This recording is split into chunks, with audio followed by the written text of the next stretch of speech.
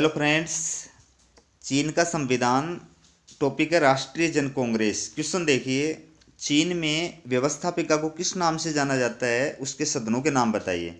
तो चीन में व्यवस्थापिका को राष्ट्रीय जनवादी कांग्रेस के नाम से जाना जाता है।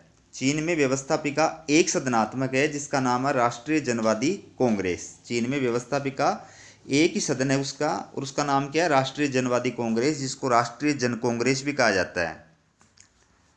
अगला क्वेश्चन है, राष्ट्रीय जनवादी कांग्रेस की रचना कैसे होती है? तो संविधान के अनुच्छेद 59 में राष्ट्रीय जनवादी कांग्रेस की रचना पर प्रकाश डाला गया है। इसके तहत राष्ट्रीय जनवादी कांग्रेस में निम्न क्षेत्रों के प्रतिनिधि होते हैं। तो प्रांतों के निर्वाचित प्रतिनिधि, स्वशासित क्षेत्रों के प्रतिनिधि, केंद्र के सीधे अधिकार में आने वाली नगरपालिकाओं के प्रतिनिधि, जनवादी मुक्ति सेना के प्रतिनिधि, मतलब चीन की जो सेना है, और विशेष प्रशासकीय क्षेत्रों के प्रतिनिधि। राष्ट्रीय जनवादी कांग्रेस के प्रतिनिधियों का निर्वाचन जनता द्वारा वैश्विक मताधिकार के आधार पर 5 वर्ष के लिए किया जाता है। इसका वर्ष में एक अधिवेशन बुलाना अनिवार्य है। इसके 1/5 सदस्यों यानी डिप्टी के आग्रह पर इसके विशेष अधिवेशन भी बुलाए जा सकते हैं। तो राष्ट्रीय जनवादी कांग्रेस यानी नेशनल पीपुल्स कॉन्फ्रेंस जो है, उसके सदस्यों को डिप्टी कहते हैं।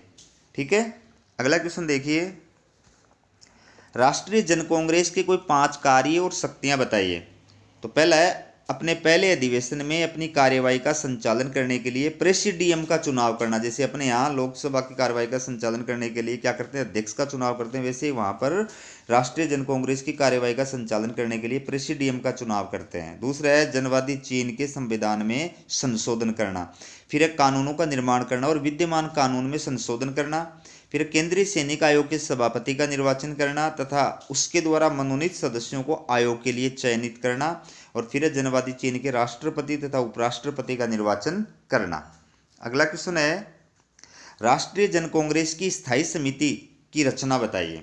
तो राष्ट्रीय जन कांग्रेस की स्थायी समिति का उल्लेख संविधान के अनुच्छेद 65 में किया गया है। इसके अनुसार स्थायी समिति में एक अध्यक्ष, कई उपाध्यक्ष, महासचिव तथा अन्य साधारण सदस्य होते हैं, जिनका चुनाव राष्ट्रीय जन कांग्रेस के द्वारा 5 वर्ष के लिए किया जाता है। स्थायी समिति का अध्यक्ष स्थायी समिति की अध्यक्षता करता है तथा उसकी आज्ञाओं और निर्णयों पर हस्ताक्षर करता है, लेकिन उसे अलग से कोई अधिकार प्राप्त नहीं है। अगला क्वेश्चन है, राष्ट्रीय जन कांग्रेस की स्थायी समिति की कोई 5 शक्तियां और कार्य बताइए। तो पहला है, यह संविधान की व्याख्या करती है तथा संविधान की क्रियान्वयन का निरीक्षण करती है। फिर उन कानूनों का निर्माण और संशोधन करती है जो राष्ट्रीय जन कांग्रेस के क्षेत्राधिकार में नहीं है। फिर राष्ट्रीय जन कांग्रेस के सत्रावसान काल में कानूनों का निर्माण तथा विद्यमान कानूनों में संशोधन करती है।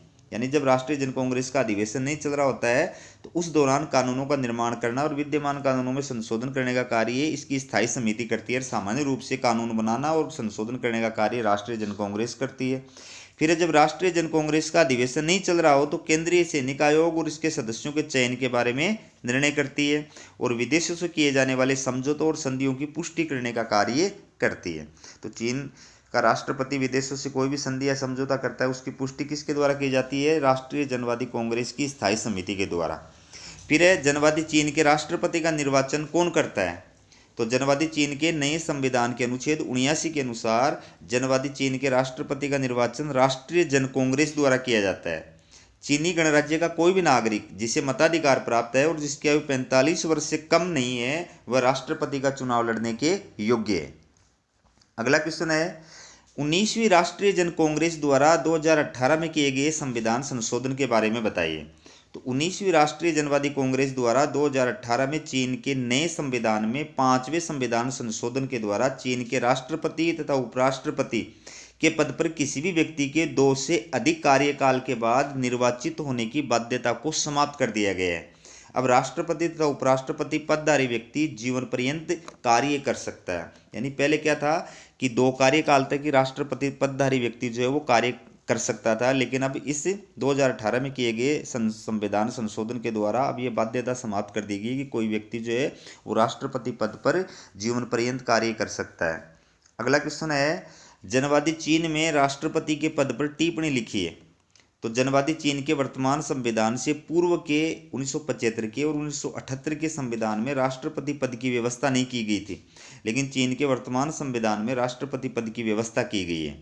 जनवादी चीन के वर्तमान संविधान द्वारा राष्ट्रपति को वास्तविक शक्तियां प्रदान की गई है। वह अपनी सभी शक्तियों का प्रयोग राष्ट्रीय जन कांग्रेस और उसकी स्थायी समिति के निर्णय के अनुसार करता है। राष्ट्रपति का निर्वाचन राष्ट्रीय जन कांग्रेस द्वारा 5 वर्ष के लिए किया जाता है। कोई भी व्यक्ति कितने भी कार्यकाल के लिए राष्ट्रपति पद पर रह सकता है। अगला क्वेश्चन है, जनवादी चीन के राष्ट्रपति के कोई 5 कार्य और शक्तियां बताइए। तो पहला है राष्ट्रीय जन कांग्रेस और उसकी स्थायी समिति के आदेशानुसार कानूनों और अध्यादेशों को लागू करना। फिर है प्रधानमंत्री, उप प्रधानमंत्री, मंत्रियों, ऑडिटर जनरल, विभिन्न आयोगों के अध्यक्षों और राज्य परिषद के महासचिव आदि पदाधिकारियों की नियुक्ति करना। फिर है उपाधियां प्रदान करना। फिर अपराधियों को क्षमा प्रदान करना। फिर है युद्ध की घोषणा करना। और लास्ट का क्वेश्चन है, जनवादी चीन की राज्य परिषद के बारे में बताइए। तो जनवादी चीन के नए संविधान के अनुच्छेद 85 में राज्य परिषद के बारे में कहा गया है कि राज्य परिषद केंद्रीय जन सरकार है जो राष्ट्रीय जनवादी कांग्रेस तथा उसकी स्थायी समिति के प्रति उत्तरदायी है। जैसे अपने यहाँ मंत्रिमंडल बोलते हैं, चीन के अंदर उसको राज्य परिषद बोलते हैं। राज्य परिषद का निर्माण प्रधानमंत्री, उप प्रधानमंत्रियों, स्टेट काउंसिलरों, मंत्रालयों के प्रभारी मंत्रियों, ऑडिटर जनरल तथा महासचिव से मिलकर होता है। राज्य परिषद प्रधानमंत्री के निर्देशन में कार्य करती है तथा इसका कार्यकाल 5 वर्ष होता है। तो दोस्तों, वीडियो कैसा लगा कमेंट करके जरूर बताएं और वीडियो का लिंक जो है नए विद्यार्थियों के पास में शेयर करें ताकि नए विद्यार्थियों के पास में वीडियो पहुंच सके। हमारा चैनल सब्सक्राइब नहीं किया तो सब्सक्राइब जरूर करें। वीडियो देखने के लिए आपका बहुत बहुत धन्यवाद।